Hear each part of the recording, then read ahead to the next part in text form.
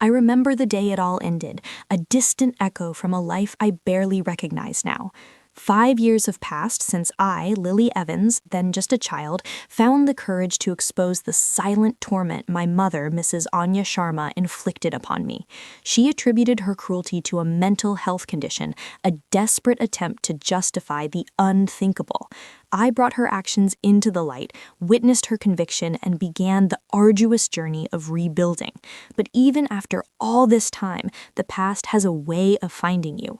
Just recently, a message, unexpected and unwelcome, pierced the quiet solace I'd built. She reached out. It was a stark reminder of the shadows that once consumed my world, a world shaped by my mother's profound inability to tolerate sound. My mother, Mrs. Anya Sharma, then 35 years old and a stay-at-home parent in our quiet Los Angeles home, suffered from a severe form of misophonia. For those unfamiliar with the term, it's a condition where specific sounds trigger intense emotional or physiological responses. In my mother's case, these sounds didn't just annoy her, they ignited a furious, uncontrollable rage that consumed her, turning her into someone I barely recognized. The smallest noise, a whisper, a rustle, a sigh, could transform her gentle demeanor into a storm of anger. Her misophonia wasn't just an inconvenience, it was the defining force of our lives, dictating every breath, every movement, every unspoken word within our home. My earliest memory, a chilling vignette from when I was merely 6 years old, is inextricably linked to this condition. I had taken a tumble on the polished hardwood floor, a clumsy, innocent fall that left my knee scraped and my small body shaken.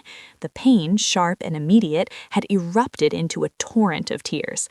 My cries, raw and unrestrained, echoed through the otherwise silent house. In a flash, my mother was there, not with comfort, but with a swift, panicked reaction to the sound of my distress. She grabbed a dirty dish towel from the kitchen counter, still damp and smelling faintly of last night's dinner, and without a word, stuffed it into my mouth. The rough fabric choked my sobs, pressing against my tongue, muffling my cries, until only whimpers escaped. Her eyes, usually warm, were wide with a desperate, almost feral urgency. Her defense, uttered later in a calmer yet still strained voice, was that my crying had become unbearable, an assault on her senses. Even at that tender age, I understood in a visceral, terrifying way that my own natural expressions of pain were a source of agony for her and a catalyst for her unpredictable wrath. The incidents continued, each one a lesson in the brutal calculus of sound and punishment. If I, a child, dared to snore too loudly in my sleep, a natural and uncontrollable bodily function, she would not rouse me gently. Instead, a piercing, blaring sound horn would erupt in my room, its shrill cry tearing through the quiet of the night, jolting me awake with a violent start. The intention, she would explain with a chilling rationality, was to negatively reinforce my bad behavior, to condition me, like a laboratory animal, to cease the offending noise. She genuinely believed she was helping me, shaping me into a more acceptable, less noisy human being. There was a twisted logic to her methods, a cold, calculated approach to behavior modification. Looking back, part of me, the part that internalized her justifications, feels a strange, unsettling obligation to thank her for these early, brutal lessons in silence. They were, after all, the foundation upon which my entire childhood was built. Then came my 9th birthday. I was filled with the usual childlike anticipation, imagining brightly wrapped gifts and the joyful chaos of a celebration. What I received, however, was a stark white homemade report card. It wasn't adorned with cartoon characters or glitter. Its rows were starkly, unsettlingly empty. My mother, Mrs. Anya Sharma, presented it with a solemn, almost ceremonial air. She called it the quiet point system. The words hung in the air, heavy with an unspoken significance. Suddenly, the seemingly disparate pieces of my recent life clicked into a terrifying mosaic. For weeks leading up to this moment, she had meticulously labeled every item of food in our kitchen with a sticky note, each bearing a number. Bread, a simple, everyday staple, was 2 points. Meat, a more substantial and desirable item, was at least 10 points, often higher. The realization dawned on me with a sickening lurch. This wasn't just a game, it was a system of control, a meticulously crafted mechanism to govern my most fundamental needs. The rules of this grim game were simple yet insidious. I earned points by being quiet. The more challenging the situation for maintaining silence, the higher the points awarded. Being quiet while I showered, for instance, a task requiring minimal effort to avoid noise, earned a paltry 3 points. But the involuntary act of not snoring, a battle against my own subconscious physiology, was rewarded with a generous 8 points.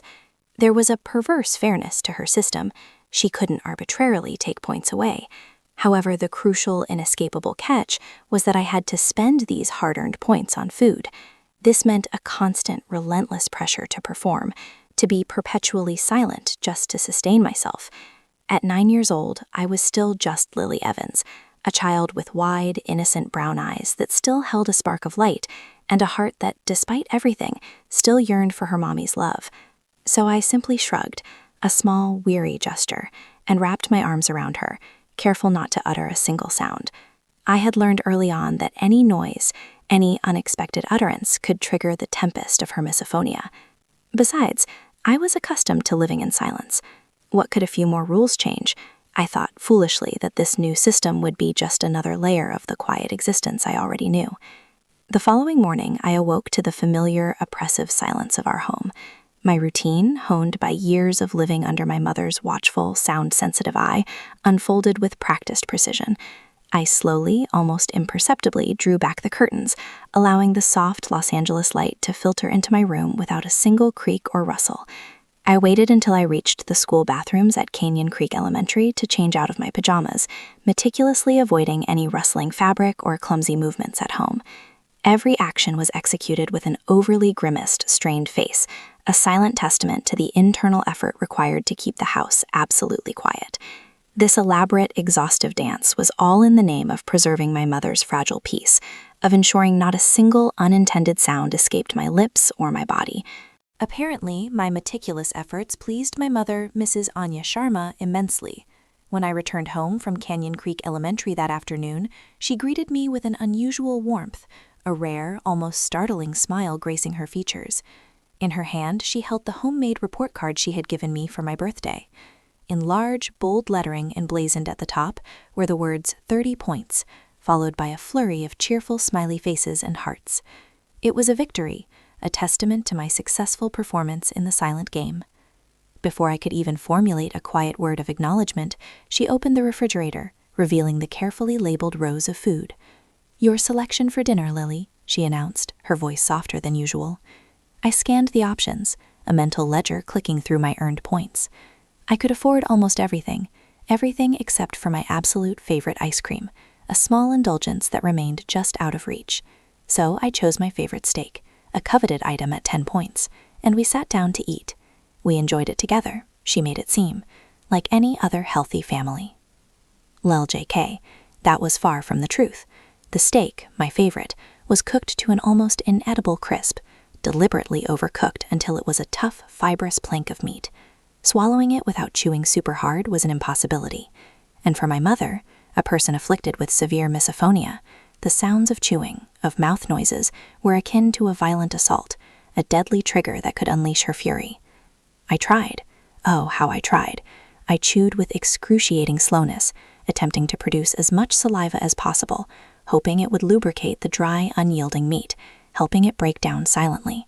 Each bite was a monumental effort, a battle against the natural mechanics of my own body. After 5 agonizing minutes of painfully, impossibly slow chewing, trying to render just one small piece palatable, I couldn't take it anymore. The effort was too great, the risk of a sound too high. Discreetly, my small fingers fumbled for a tissue, and with a surge of relief mixed with profound shame, I spit out the offending morsel, deciding then and there that I would eat nothing else that day. It was a silent act of rebellion, a desperate attempt to avoid her wrath. But she still wasn't happy.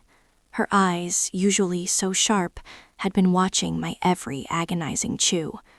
"What the hell are you doing, Lily?" my mother, Mrs. Anya Sharma, roared, her voice shattering the fragile silence of the dining room. It wasn't a question, but an accusation, laced with venom. "A cow died for you today. The least you can do is eat it all. Put it back in your mouth now." Her command, sharp and absolute, hung in the air, heavy with menace. My tiny fingers, trembling, immediately unraveled the crumpled white tissue, revealing the masticated, half-chewed meat. With a profound sense of dread, I shoved it back into my mouth. On its journey back in, my mouth was open, and my tongue, in a cruel twist of fate, inadvertently smacked against the roof of my mouth. The tiny, wet sound, barely audible to anyone else, was a thunderclap in the oppressive silence of the room. I immediately went completely still, my body freezing, every muscle rigid, hoping against hope that she wouldn't notice, that the sound had been too faint, too quick. But I was too late. The room became utterly, terrifyingly silent, a vacuum of sound, before she erupted.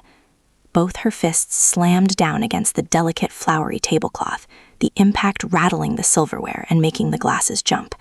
"You disgraceful child!" she shrieked, her voice reaching a terrifying crescendo, piercing the air with its raw fury. Her eyes, blazing with an intensity I had rarely witnessed, fixed on me. She snatched the report card, my hard-won 30 points and smiling faces, from my grasp. Without a moment's hesitation, she marched to the stove, ignited a burner, and watched with cold satisfaction as the paper curled, blackened, and then burst into flames. The quiet point system, my fragile hope for sustenance, was incinerated before my eyes. "You think I can't make you suffer the same way you make me suffer?" she snarled, her voice a low, dangerous growl. "Think again." My body was already rigid with fear, a primal terror seizing my 9-year-old self. But the horror wasn't over.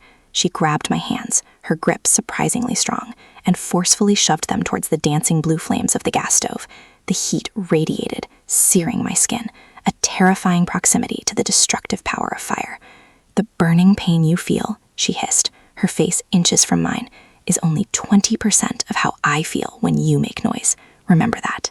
Luckily, her intention wasn't to inflict permanent physical harm, at least not directly. She never actually forced my hands into the fire, but the threat, the searing heat, the raw terror of that moment was etched into my memory. And yet, I didn't burst into tears. Heck, it didn't even make me cry. Not because I didn't feel upset. I did. A profound, aching sadness and terror settled deep within me. And not because I didn't want to cry. I absolutely did. Every fiber of my being screamed for release, for the catharsis of tears. But I couldn't. I wouldn't. The ingrained fear, the years of conditioning, held me captive. I didn't want my mother to punish me further for making noise while crying. The thought of adding another transgression to my already growing list, of inviting another wave of her unpredictable rage, was unbearable. So, with a silent, heavy heart, I quietly tiptoed to bed, the image of the burning report card and the feel of the stove's heat still vivid. That night, and for the next 2 days, I ended up having oxygen for dinner, and breakfast, and lunch, and dinner again. You see, that one terrifying moment had plummeted me into the minus zone on my meal points. I had nothing left to buy my meals with.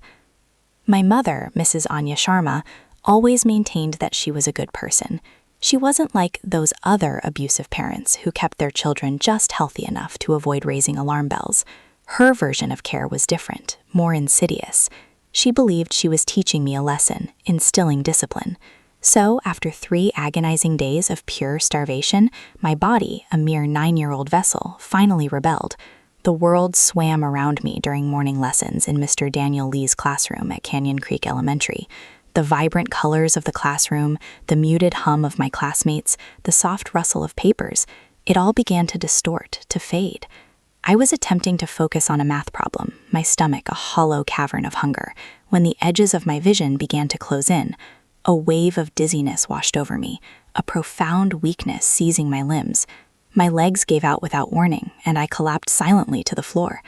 It was only for 20 seconds, a brief, terrifying flicker into unconsciousness, but it was enough. When my eyes fluttered open, I was no longer on the classroom floor. I was surrounded by a circle of worried faces, their expressions a blur. Principal David Miller, Miss Evelyn Hayes, our student support specialist, and Mr. Daniel Lee, my teacher, hovered above me. Their whispers were like distant echoes, muffled and indistinct. The first words that tumbled from my lips, born of instinct and ingrained fear, were a choked, desperate apology. "I'm sorry," I whispered, my voice raspy and weak. "I didn't mean to fall so loudly. Please don't starve me anymore." The words, raw and unfiltered, hung in the shocked silence. Everyone around me seemed to freeze, their faces, already etched with concern, transformed into masks of profound alarm. Miss Evelyn Hayes, our school's kind-faced student support specialist, her expression a mix of profound concern and dawning horror, gently guided me into her office. The room was a sanctuary of soft colors and comforting quiet, a stark contrast to the volatile atmosphere of my home. She sat me down on a plush chair and, without a word, handed me a Hershey's milk chocolate bar, its wrapper promising sweet oblivion, a ripe banana, and a wholesome kind bar. The sight of the food, real food, not points or punishment, sent a jolt of primal hunger through me. I tore into them, chewing so quickly, so ferociously, that I was gagging, desperate to absorb every calorie, every crumb. It was a frantic, almost animalistic act of self-preservation. When I finally finished, the wrappers crumpled beside me, I looked back up at her. Her eyes, usually so composed, were now filled with unshed tears, glistening with a deep, aching sorrow. Her face had gone ghost white, drained of all color, as if she had witnessed something truly terrible. She didn't even ask me anything, didn't utter a single question or accusation. Instead, her voice, though trembling, was firm as she told me, "Lily, we're calling the Los Angeles County Department of Children and Family Services." Miss Evelyn Hayes' hands shook visibly as she reached for her phone. I watched, mesmerized and terrified, as she dialed the numbers, each beep of the keypad reverberating not just in the quiet office, but deep within my stomach, twisting it tighter with a knot of dread. She kept glancing at me between pressing buttons, her eyes darting to my face, as if checking to ensure I wouldn't simply vanish into thin air. Her voice, though strained, was clear as she began to speak into the receiver. "Yes, this is Miss Evelyn Hayes at Canyon Creek Elementary School. I need to report a case of suspected child abuse and neglect." Her voice cracked noticeably on the last word, a raw testament to the gravity of her statement. She meticulously provided them with our address in Los Angeles, my name, Lily Evans, and my mother's name, Mrs. Anya Sharma. Each detail she spoke, each piece of information she relayed, felt like another nail being hammered into a coffin I couldn't yet identify, a finality I couldn't comprehend. While she talked, I sat completely still, my body rigid and unmoving. It was an instinct, a deeply ingrained habit, a survival mechanism honed over years of silent suffering. My body had learned, with brutal efficiency, that stillness meant safety, that movement, any movement, no matter how small or unintentional, created sound. And sound, in my world, created pain, punishment, and deprivation. Even with my stomach finally full, the unfamiliar sensation of satiety a warm ache within me, the habit of absolute stillness remained. I counted my breaths silently, meticulously, ensuring that each inhale and exhale was as imperceptible, as noiseless as humanly possible. Miss Hayes finally hung up the phone, her hand lingering on the receiver for a moment, before she turned back to me. "Sweetie," she said, her voice soft and reassuring, "some people are going to come talk to you. They just want to make sure you're safe." She pulled her chair closer to mine, and the faint scraping sound of the chair legs against the floor made me flinch involuntarily, a tiny, almost imperceptible tremor that didn't escape her notice. "Can you tell me more about what's been happening at home, Lily?" she asked, her gaze gentle and patient. I opened my mouth, the words forming on my tongue, then closed it again. The sounds felt too loud, too dangerous, even before I spoke them. But Miss Hayes waited, her face patient and kind in a way that made my chest ache with a mixture of hope and fear. "My mom has misophonia," I whispered, my voice so soft, so hushed, that Miss Hayes had to lean forward, straining to catch my words. "Sounds make her want to hurt herself, so I have to be quiet." The words, once unspoken, now tumbled out, a fragile dam breaking. And the food. Tell me about not being able to eat, she prompted gently. I explained the quiet point system, the elaborate, cruel game my mother had devised. I recounted how I earned points for not making sounds, how each food item cost a certain number of points, a silent currency of survival. I told her how I had gone into the negative after making that dreaded mouth sound while eating the steak, how I had been forced to re-ingest the chewed meat from the tissue. Miss Hayes's face grew paler with each detail, her eyes widening in disbelief and horror. She made me put the chewed-up meat back in my mouth from the tissue, I added, the memory making my stomach churn with renewed nausea. Then she held my hands near the stove. She said the burning was only 20% of how sounds made her feel. Miss Hayes, her pen moving with frantic speed across the paper of her notepad, documented everything I said, her meticulous notes filling page after page. How long has this been happening, Lily? She asked, her voice tight with suppressed emotion. The point system started on my birthday, I began, but the being quiet, I trailed off, trying to think back, to pinpoint the beginning of the silence. Always, I finally said, the single word encompassing a lifetime of quiet fear. She put a dish towel in my mouth when I was 6 because I cried after falling, and she uses a sound horn when I snore. Just as I finished recounting the chilling details, the door to Miss Hayes's office opened. Principal David Miller, a tall, imposing figure even when his expression was troubled, walked in, accompanied by 2 people I didn't recognize. One was a woman with short, kind gray hair and a gentle yet serious demeanor. The other was a younger man, perhaps in his mid-20s, holding a clipboard and observing the room with an air of quiet professionalism. "Lily," Principal Miller said, his voice softer than usual, "this is Miss Sophia Ramirez from the Los Angeles County Department of Children and Family Services, and Mr. Michael O'Connell, her colleague. They're here to help you." Miss Ramirez, the woman with the kind eyes, sat down across from me, her movements slow and deliberate, as if aware of my heightened sensitivity. "Hi there, Lily," she said, her voice warm and reassuring. "I know this might be scary, and you've been through a lot today, but we're here to make sure you're safe. Can you tell me what happened today, in your own words?" I repeated the story, each telling making it feel more real, more terrifying, yet also, strangely, more solid, less like a nightmare and more like a truth. I recounted the overcooked steak, the mouth sound, the tissue, the burning report card, the stove. They listened intently, their faces unreadable, occasionally exchanging glances.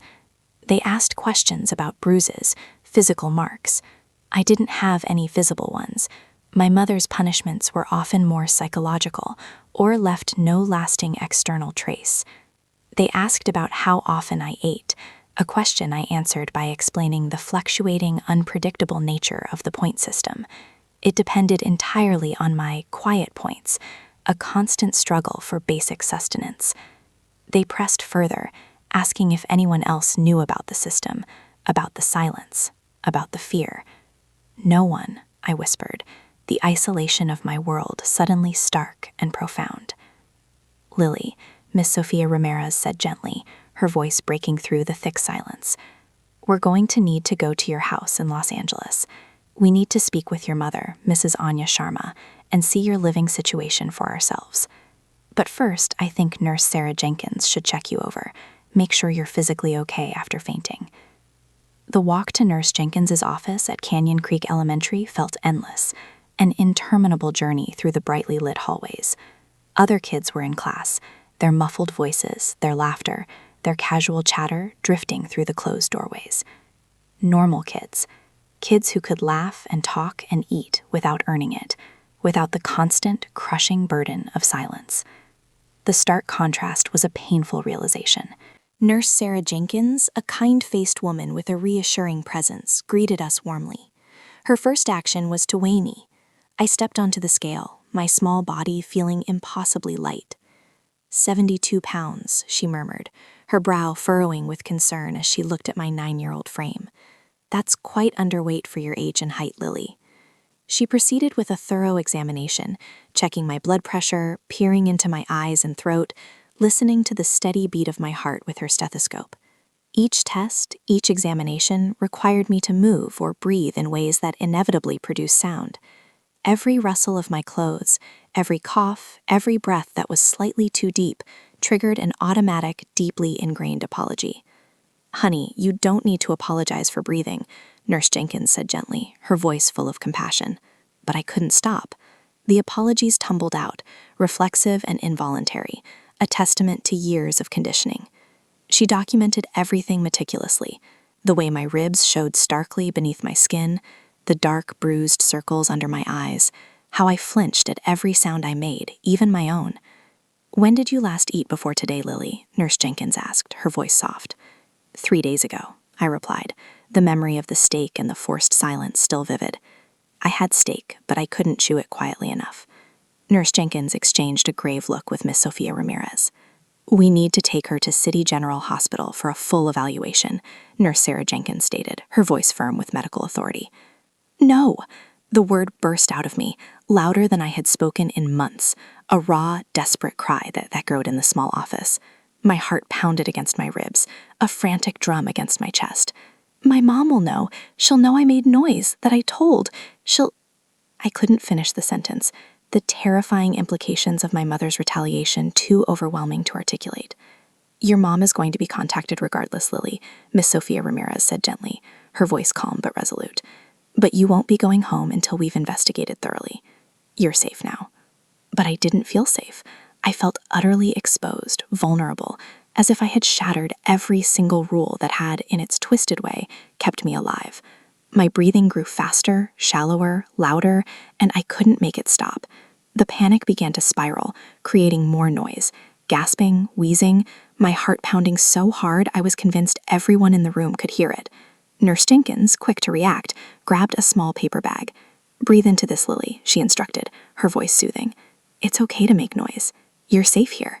Just as I began to breathe into the paper bag, trying to regain control, Principal David Miller's phone rang, its sudden chime a jarring intrusion.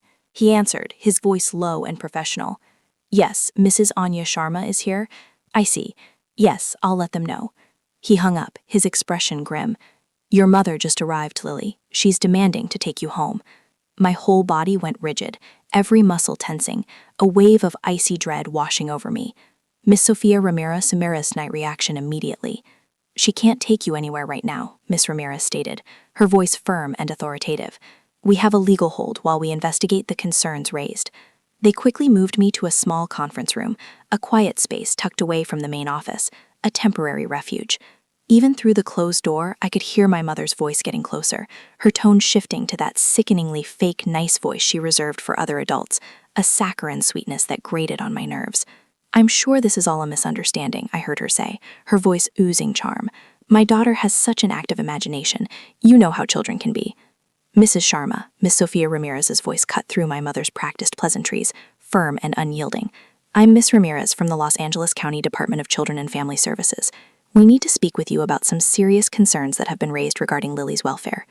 "Concerns," my mother scoffed, her voice tinged with feigned indignation. "This is ridiculous. My daughter has some behavioral issues we're working through, yes. She's currently in therapy for attention-seeking behavior, a common childhood phase, I assure you." I wanted to scream, to shout that it wasn't true, that I had never been to therapy, that her words were a cruel fabrication. But years of ingrained training, of the brutal conditioning to silence, kept me mute, my throat tight with unspoken protest. Through the thin door, I heard my mother launch into her well-rehearsed explanation of her condition, her misophonia. She painted a picture of herself as a suffering victim, bravely battling her disability, doing her absolute best to cope despite the immense challenges. "It's incredibly difficult to live with misophonia," she sighed dramatically, "but I've always prioritized Lily's well-being." "We'll need to visit your home, Mrs. Sharma," Miss Sophia Ramirez stated, her voice unwavering despite my mother's theatrics, "and speak with your daughter's therapist." Of course," my mother chirped, her tone regaining its artificial sweetness. "You'll see everything is perfectly fine. In fact, I just went grocery shopping yesterday. The fridge is fully stocked, as always." My heart sank, a cold, heavy stone in my chest. She'd known. Somehow she'd known this was coming. she had prepared, meticulously orchestrating a facade of normalcy. Mr. Michael O'Connell, the younger caseworker, stayed with me in the conference room, while Miss Ramirez and another caseworker, whose name I didn't catch, accompanied my mother back to our house in Los Angeles. Principal David Miller also sat with us, his presence a quiet, reassuring anchor. He offered me a small cup of water, but I was too scared to drink it. Even the act of swallowing, the faint gurgle, the slight movement of my throat felt like a dangerous betrayal of the silence I was expected to maintain. "The therapist she mentioned," I whispered to Mr. O'Connell, my voice barely audible. "Dr. Elena Petrova, I think she said. I've never been to therapy." He nodded, his expression serious, and made a careful note on his clipboard. "We'll verify everything she tells us, Lily," he assured me. Hours passed, stretching into an eternity. The stress of the day, combined with the first full meal I'd had in days, finally caught up to me. I dozed off in the chair, my small body slumping, finding a brief, restless reprieve in sleep. When I woke, Miss Sophia Ramirez was back, her face carefully neutral, a mask that revealed nothing. "We visited your home, Lily," she began, her voice devoid of emotion. "Your mother, Mrs. Anya Sharma, showed us a fully stocked kitchen, a clean bedroom, and a well-maintained living space. Everything appeared normal." My chest tightened, a cold knot of despair forming in my stomach. "The point system chart," I whispered, my voice thick with desperation. "We didn't see anything like that," she replied, her gaze unwavering. "Your mother said she uses a standard behavior chart for chores, but nothing like what you described." No, I insisted, my voice rising slightly with panic. "It was on the fridge, with all the sticky notes on the food. She must have taken it down." But even as I said it, I knew. She had removed everything, erased all traces of her cruel system. It was as if it had never existed. "We'll keep investigating, Lily," Miss Sophia Ramirez assured me, her voice softening slightly, though her expression remained carefully neutral. "But for tonight, since we can't find immediate evidence of physical abuse or neglect, you'll need to go home with your mother. However, we will be doing follow-up visits and interviews, and we will be monitoring the situation closely." The room spun around me, the words echoing in my ears, a sentence of return. They were sending me back. Principal Dave Mellum, who had been listening intently, protested immediately. "Miss Ramirez, the child fainted from starvation. Nurse Sarah Jenkins documented her being severely underweight. There are clear indicators of neglect here." Ms. Ramirez turned to him, her expression weary. "Her mother, Mrs. Anya Sharma, showed us medical records indicating an eating disorder. She claimed she's been trying to get her daughter help, but Lily refuses to eat, that she's been resistant to treatment." "That's not true," I cried out, my voice so quiet from years of practice that it barely carried, a fragile whisper against the weight of my mother's lies. Ms. Ramirez knelt beside me, her eyes meeting mine, a flicker of something, perhaps genuine concern, in their depths. "Lily, I believe something is wrong here. I truly do. But legally, without tangible, immediate evidence, I can't remove you from your home yet. Here's my card." She pressed a small white card into my trembling hand. "Call me if anything at all happens. We'll be back tomorrow for a follow-up visit." The drive home with my mother, Mrs. Anya Sharma, was cloaked in a suffocating silence. It wasn't the comfortable quiet of two people at peace, sharing unspoken understanding. No, this was the terrifying, heavy silence before a storm, a stillness pregnant with unspoken threats. She didn't speak a single word until we pulled into the driveway of our Los Angeles home. Then she turned to me, her eyes cold and calculating, her voice deadly calm, devoid of any warmth. "You've made things very difficult, Lily," she said, the words cutting through the air like ice. "But don't worry, I have a solution." Inside, the solution was chillingly evident. The kitchen looked perfectly normal, brimming with food, no trace of the quiet point system, no sticky notes adorning the refrigerator. But in my room, sitting ominously on my desk, were a brand new pair of noise-canceling headphones and a compact white noise machine. "Your new therapist, Dr. Elena Petrova, recommended these," my mother stated, her voice unnervingly cheerful, though I knew with a chilling certainty that there was no such therapist, no such recommendation. "You'll wear them whenever you're home, except for meals. Doctor's orders for your sensory processing disorder." She picked up the headphones, her movements swift and decisive, and placed them firmly on my head. Then she flicked a switch on the white noise machine. The world, as I knew it, disappeared. It was replaced by a rushing, overwhelming sound, like endless ocean waves crashing inside my skull. I couldn't hear her footsteps anymore. I couldn't hear if she was approaching, if she was watching. I couldn't hear anything but the relentless, all-consuming white static. In a desperate, instinctive reaction, I pulled the headphones off, the sudden silence after the roaring static almost as jarring as the noise itself. "I can't," I protested, my voice small and thin. Her scream, sharp and immediate, made me comply instantly. "Put them back on, Lily," she shrieked, her face contorted in a familiar mask of rage. She held up a crisp piece of paper, a fabricated doctor's note I instantly recognized as a prop in her elaborate charade. "Doctor's note," she stated, her voice dripping with menace. "If you don't follow treatment, it's medical non-compliance. That would look very bad for your little DCFS friends, wouldn't it?"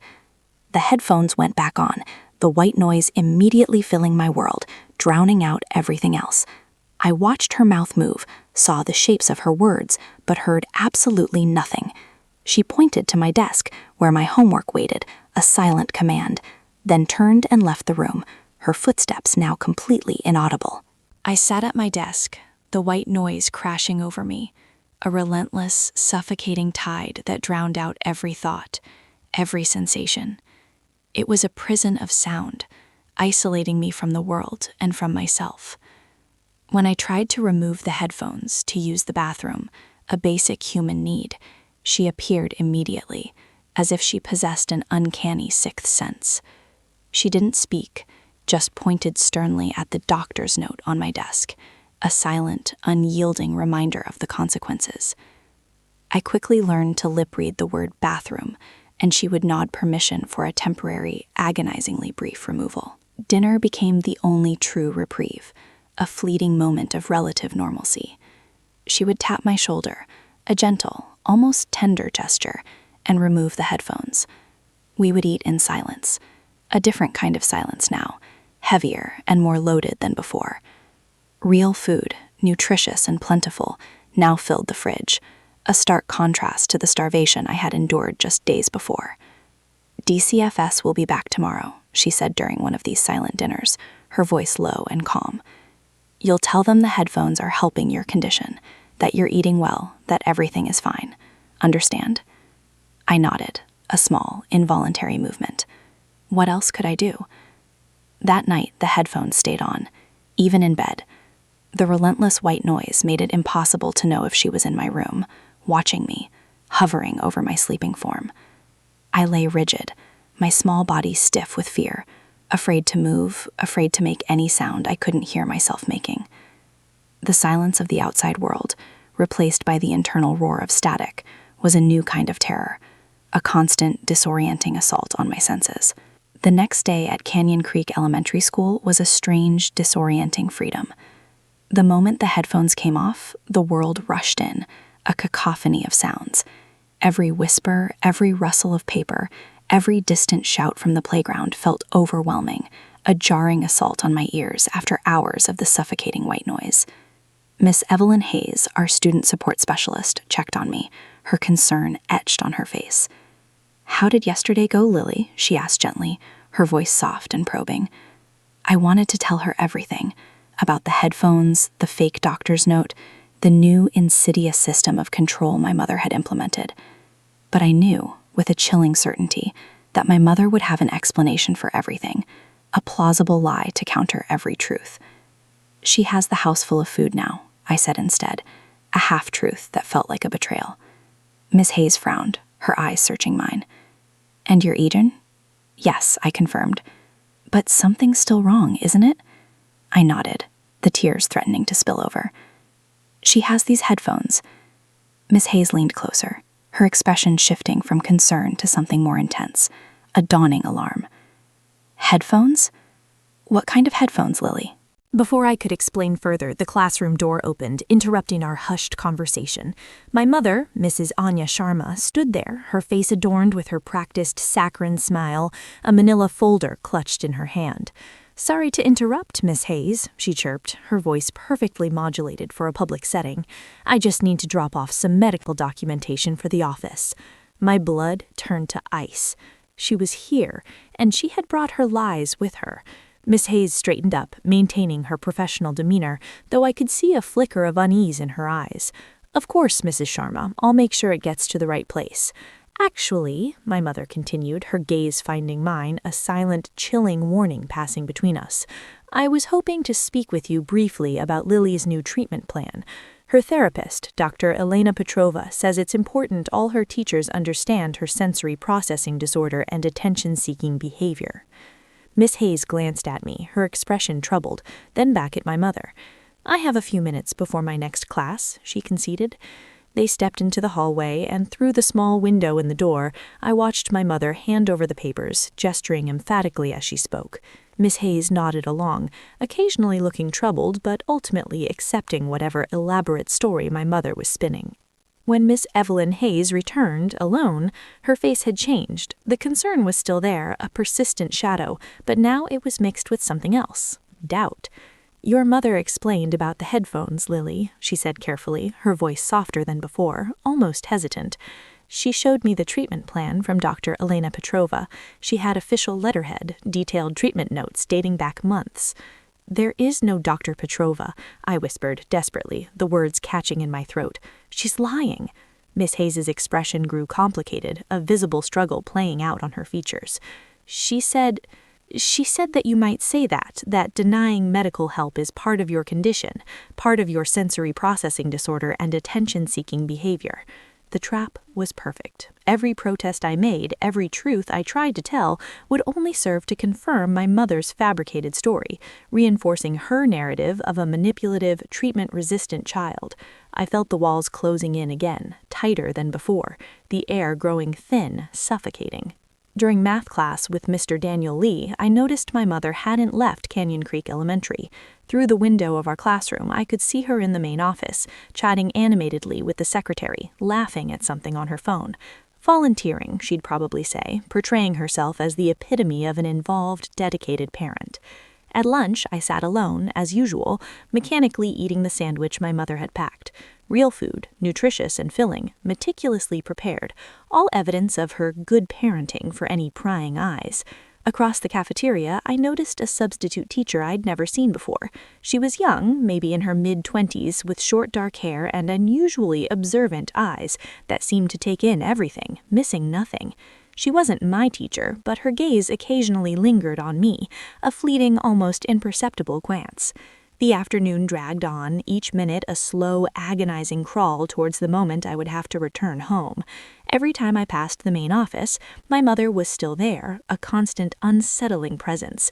She filed papers, answered phones, made herself indispensable, weaving herself into the fabric of the school, ensuring she had eyes and ears everywhere. When the final bell rang, its shrilled sound a brief, jarring freedom, she was waiting by my classroom door, her smile wide and artificial for the other parents nearby. "Ready to go home, sweetheart?" she cooed, her voice dripping with syrupy sweetness. In the car, as soon as the doors were closed and we were out of earshot, her facade dropped instantly. Her eyes, normally so expressive, hardened, becoming cold, piercing slits. "That was a warning, Lily," she said, her voice a low, dangerous whisper. "Every word you speak at school, I'll know about. Every teacher you try to manipulate, I'll get to first. The documentation I have is extensive and thoroughly believable. No one will doubt my word over yours." At home, the headphones went on immediately, a ritual of submission.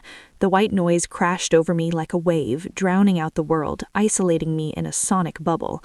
I did my homework in silence, the only sound the rushing static in my ears.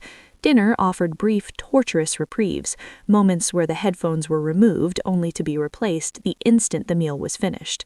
Days blurred together, indistinguishable in their muffled monotony. The constant pressure of the headphones left angry red marks on my head, raw and tender. My ears rang even during the brief moments without them, a phantom echo of the white noise. At Canyon Creek Elementary, I moved through classes like a ghost, too exhausted to focus, too afraid to speak up again, the weight of my mother's pervasive control crushing my spirit. The substitute teacher, the one with the observant eyes, appeared more frequently. Miss C.B., I learned from overhearing other teachers, as in C.B. Smith. She subbed for different classes, a floating presence in the school, but I noticed her watching me during lunch, during recess. Quick glances that lingered just a moment too long, a subtle intensity in her gaze that hinted at something deeper than casual observation. One day, she was substituting for my regular teacher, Mr. Daniel Lee. As she wrote math problems on the board, her back to the class, I found myself tapping my pencil against my desk, unconsciously at first, then with more purpose. Short taps and long taps, a rhythmic pattern I'd seen in an old movie my mother had let me watch before the quiet point system had taken over my life. It was Morse code. I didn't know if she would recognize it, but a desperate, reckless hope surged within me. Miss C.B.'s hand paused mid-equation. She stopped writing, her chalk frozen against the board. Slowly, deliberately, she turned, her eyes sharp and intelligent, finding mine across the classroom. For a long, silent moment, we just looked at each other, a wordless communication passing between us. Then she returned to the board, but I saw her hand trembling slightly as she resumed writing. After class, as students filed out, their chatter a muffled background hum, she called out, "Lily Evans, could you stay for a moment? I have a question about your homework." My mother wasn't in the office that day. She had a dentist appointment she couldn't reschedule, a rare window of opportunity. I approached Miss C.B.'s desk cautiously, my heart pounding a frantic rhythm against my ribs. She pulled out a blank piece of paper and, instead of speaking, wrote 2 words in clear, bold letters, "Are you okay?" I stared at the words, then at her, my mind racing. She tapped the paper with her pencil, once short, twice long, once short, a question mark in Morse code, then pointed at me with raised eyebrows. My hand shook as I took the pencil. Instead of writing, I tapped on the paper, 3 short, 3 long, 3 short. SOS. Her face paled, a sudden realization dawning in her eyes. She wrote quickly, her hand firm now. "Who is hurting you?" I glanced nervously at the classroom door, then tapped again, more complex this time, slowly spelling the word that held all my terror. M-O-M. Miss C.B.'s jaw tightened, a muscle clenching. She wrote, her hand firm now, "I'll help. Be careful. Act normal." I nodded a silent, desperate promise, and hurried out, my heart pounding with a mixture of fear, and for the first time in months, a fragile, dangerous spark of hope. That evening, my mother, Mrs. Anya Sharma, was different, watchful. Her eyes, usually so focused on the absence of sound, now held a new intense intensity as they tracked every move made. She made me remove the headphones during dinner, a normal routine, but she didn't speak. She just studied me, her gaze calculating, probing, as if trying to peer into the depths of my thoughts. "Interesting day at school, sweetheart?" she asked, her tone deceptively casual. I shook my head, focusing intently on my chicken, trying to project an air of normalcy. "Miss C.B. seems nice," she continued, her voice light, but I heard the razor's edge beneath the words. "Young, idealistic, probably thinks she can save the world one student at a time." Her casual tone was a flimsy veil for the chilling threat underneath. "Shame she's only temporary, though. I heard she might be transferred to another district soon." My hand, still holding my fork, froze mid-air. She knew. Somehow she always knew. The knowledge was a cold wave washing over me, extinguishing the fragile spark of hope that had ignited earlier. The next day, Miss C.B. wasn't there, nor the day after. A week crawled by, each day a slow, agonizing slide back into despair. When I finally saw her again, she was substituting for the art teacher, a rare appearance. She wouldn't meet my eyes, her gaze carefully averted whenever I looked her way. During art class, while working on a painting, my fingers brushing against the rough canvas, I found a small, folded note tucked discreetly under my paint palette. My heart gave a frantic leap. Carefully, my hands trembling, I unfolded it under my desk, shielding it from view. The words, scrawled in a hurried hand, were a punch to the gut. "Your mother visited my apartment. She knows where I live. I'm sorry." I crumpled the note, the tiny piece of paper compressed into a tight ball in my fist. Despair, cold and absolute, washed over me, drowning the last vestiges of hope. Even Miss C.B., trained to recognize Morse code, perhaps former military or something, a person I'd believed capable of seeing through my mother's lies, was powerless against her insidious manipulation. My mother's reach was long, her control absolute. The weeks crawled by, each one a relentless march towards deeper despair. My weight, despite the regular, monitored meals, began to drop again, my small frame growing thinner, more fragile. The constant white noise, a perpetual roar in my ears, left me disoriented, my sense of balance skewed. I stumbled into walls, unable to accurately gauge distance or the source of sounds that didn't exist. At Canyon Creek Elementary, teachers grew concerned, their worried glances following me. But my mother always had an explanation, a plausible, medical-sounding reason for my deterioration. Adjustment period to new medication, sensory integration therapy, breakthrough treatments for Lily's condition. She spun a web of medical jargon and fabricated diagnoses that no one seemed to question. Then came the family therapy sessions. My mother, Mrs. Anya Sharma, had found a new therapist, Dr. Alana Petrova, a child psychologist at Petrova Child Psychology Clinic in Silver Lake, Los Angeles, who specialized, my mother claimed, in difficult children and oppositional defiant disorder. Dr. Petrova, a woman in her mid-40s with an Eastern European accent and an air of clinical detachment, seemed to listen intently, her pen poised over her notepad.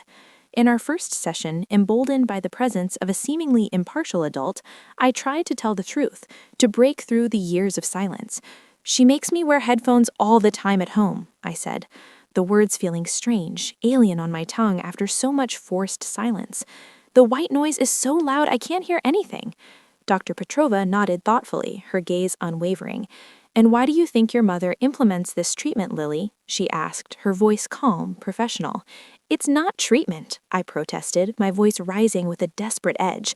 "She just doesn't want to hear me exist." My mother, Mrs. Anya Sharma, dabbed delicately at her eyes with the tissue, a practiced theatrical gesture. "You see, Dr. Petrova," she sighed, her voice laced with manufactured distress, "this is what I deal with. The aggression, the accusations, the refusal to acknowledge help. I've tried everything to help her." "I understand this must be very difficult, Mrs. Sharma," Dr. Petrova said, her voice sympathetic. "Children with oppositional defiant disorder often reject helpful interventions, especially when they feel their control is threatened." "I don't have that," I protested, interrupting, my voice tight with frustration. "I'm not arguing or refusing to comply with reasonable requests." Dr. Petrova merely made a note on her pad. "Classic presentations," she murmured, a chilling pronouncement that sealed my fate. My mother, seizing the opportunity, pulled out her phone. "I've actually been recording some of her behaviors at home for documentation purposes, doctor." She played a recording. It was my voice, but distorted, edited.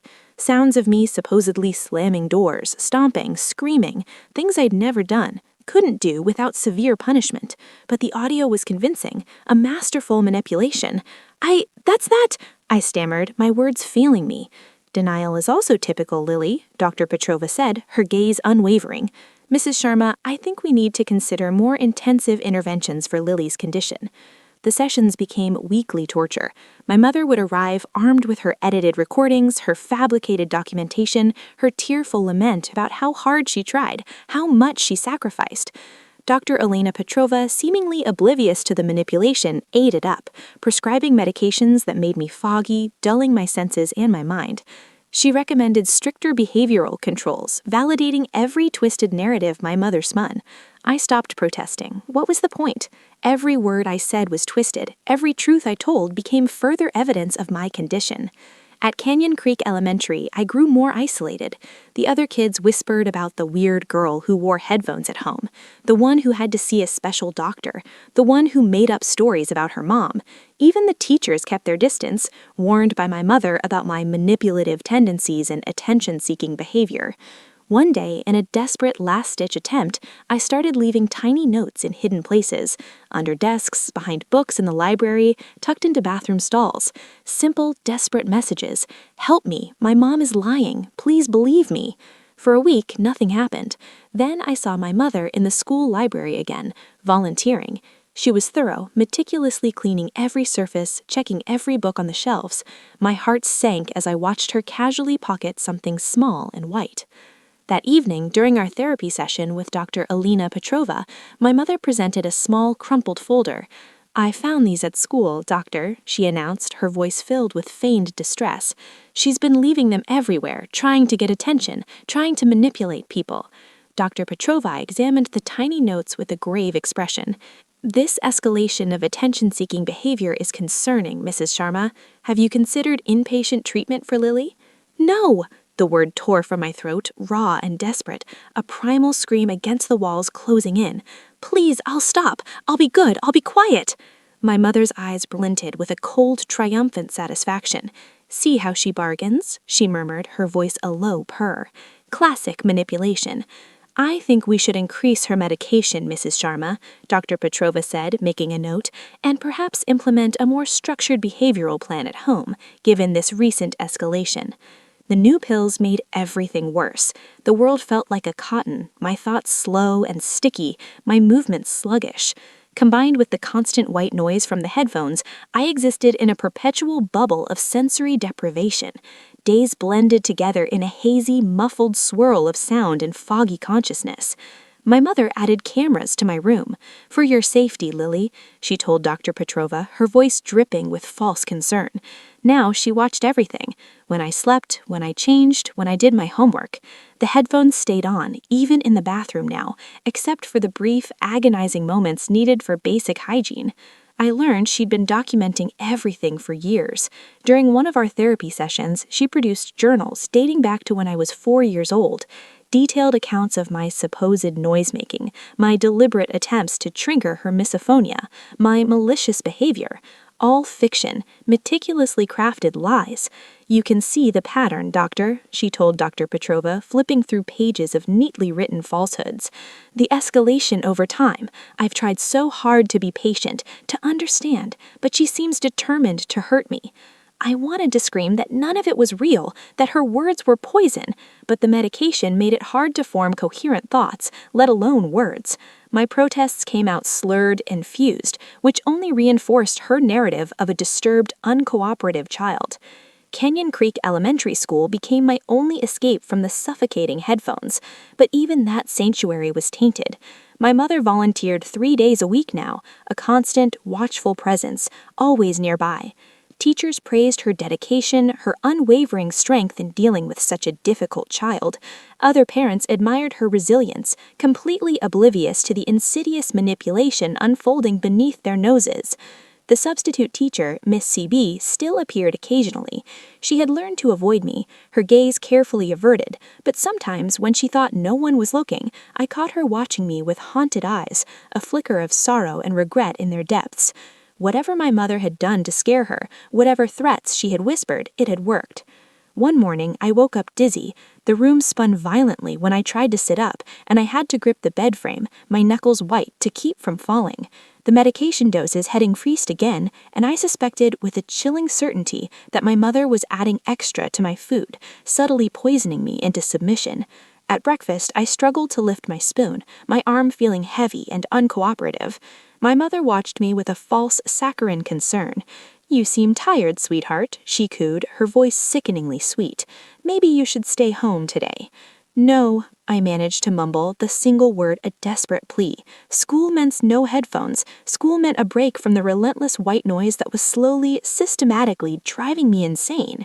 "If you insist," she said, her voice betraying no emotion, but I saw her make a quick note in her ever-present journal. At school, I could barely stay awake during Mr. Daniel Lee's lessons. My head felt heavy, my thoughts sluggish, my body a leaden weight.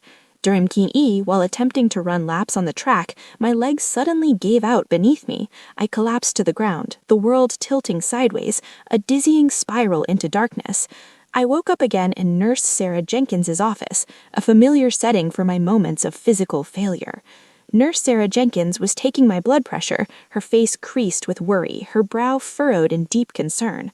"Your blood pressure is very low, Lily," she said hushioned, "and your pulse is irregular. What medications are you taking?" I tried to remember the names, to articulate the complicated chemical cocktail my mother was forcing upon me, but my thoughts were too fuzzy, too muddled by the drugs. "Pills?" I mumbled, my tongue thick, "for my condition." Nurse Sarah Jenkins frowned, her concern deepening. "I need to see a medication list, Lily. This could be a serious interaction issue." My mother, Mrs. Anya Sharma, arrived within minutes, as if she had been waiting for the call, a shadow anticipating its cue. She handed over a neatly typed list to Nurse Sarah Jenkins, explaining each medication, the precise dosages, and the prescribing doctor, Dr. Elena Petrova. "These doses seem very high for a child her age," Nurse Jenkins said carefully, her professional caution evident. "Dr. Petrova is a specialist," my mother replied smoothly, her voice a silken veneer of confidence. "He knows what he's doing. Perhaps you'd like to call him to confirm." She produced Dr. Petrova's business card, a silent challenge. Nurse Sarah Jenkins did call. I listened to her side of the conversation, her voice growing more subdued, more defeated, as Dr. Petrova explained my severe behavioral disorders and the necessity of aggressive treatment. When she hung up, Nurse Sarah Jenkins looked utterly defeated, her shoulders slumped. "He says the medications are appropriate for her condition," she stated, her voice flat. "But I'm going to document this incident thoroughly." My mother's smile was razor-sharp, a flash of triumphant cruelty. "Of course, Nurse Jenkins," she purred. "Documentation is so important." As she drove me home, my mother, Mrs. Anya Sharma, was silent, her hands gripping the steering wheel. She didn't speak until we reached a red light, the sudden stop jarring me from my medication-induced stupor. Then she turned to look at me, her eyes cold, devoid of any maternal warmth. "You're getting sloppy, Lily," she said quietly, her voice a low, dangerous growl. "Making scenes, drawing attention. That needs to stop." "The medicine makes me sick," I whispered, my voice barely audible, a fragile plea. "The medicine keeps you manageable," she corrected, her voice chillingly devoid of emotion. "Would you prefer the alternative?" I didn't ask what the alternative was. I already knew. During one of my foggy explorations, when she had been out at the store, I had stumbled upon it in the basement, a small, dark space, padded on the walls with thick, sound-absorbing material, and, most terrifying of all, a lock on the outside, the soundproof closet. That night, she showed me a new journal entry she was writing, her pen scratching across the page with deliberate precision. Her voice, calm and measured, read aloud the words that twisted reality. "Daughter exhibited substance-seeking behavior today, attempted to convince school nurse to change her medications. When confronted, became agitated and accusatory concerning escalation in manipulative behaviors." Everything was backwards. Every cry for help became evidence against me. Every symptom of her abuse became proof of my illness. The next morning, I could barely get out of bed. My body felt heavy, uncooperative, a puppet with severed strings. My mother had to practically carry me to the car, her grip firm and unyielding. At Canyon Creek Elementary, I slumped at my desk, my head swimming, the world a blurry, muffled haze. The medication, the constant white noise, the relentless psychological torment, it was all taking its toll, slowly, irrevocably, eroding my very being.